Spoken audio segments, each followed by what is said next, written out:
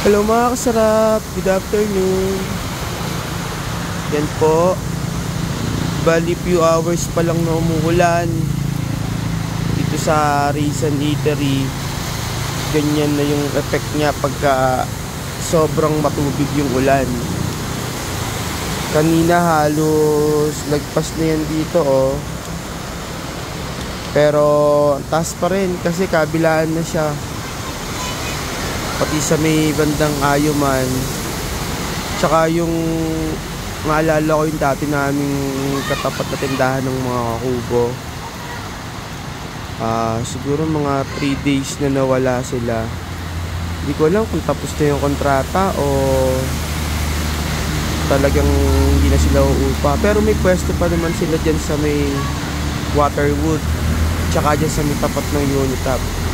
Kaya lang syempre nakakalungkot kasi after ng karinderya namin ay parking, then yung Ayuman sarado naman yun sa gabi.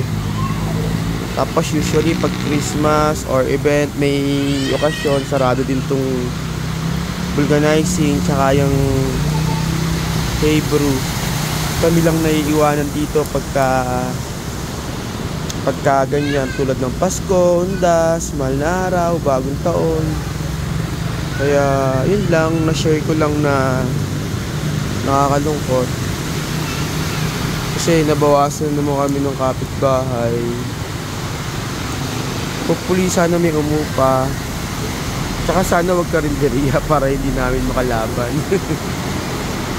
So ayan, umaambon pa rin, mahina na yung dala ng tubig, kaya lang ayan, baha pa rin. Pero malakas naman yung agos niya, kaya lang pagdating kasi doon sa tapat ng Hebrew, dito sa kabilang side na to, wala na siyang ganyan. Wala na siyang drainage. Kaya pagdating doon, putol yung tubig. Usually ang ginagawa namin pagka ganyan magtatag-ulan, grabe yung pupunta kami doon sa may tapat ng Hebrew hanggang doon sa may tapat ng Alibay, sa may E-Games, sa may vulcanizing para linisin yung kanal na dadaanan ng tubig. Halos ginagawa namin yan pagka magtatag-ulan or pag biglang umulan kasi nababarahan yung kanal. Maliit na lang yung kanal, nababarahan pa. Kaya medyo problema kami dito pag umuulan. Ayun o, grabe o. Simula doon sa may island, sa may tapat ng St. Thomas yan, dire-diretso yan dito. Usually kami dito sa Raisin Eatery ang huli na natutuyuan ng tubig. Okay, kahit paano may mga customer pa rin kami kahit na umuulan. So yun lang mga kasarap, maraming salamat.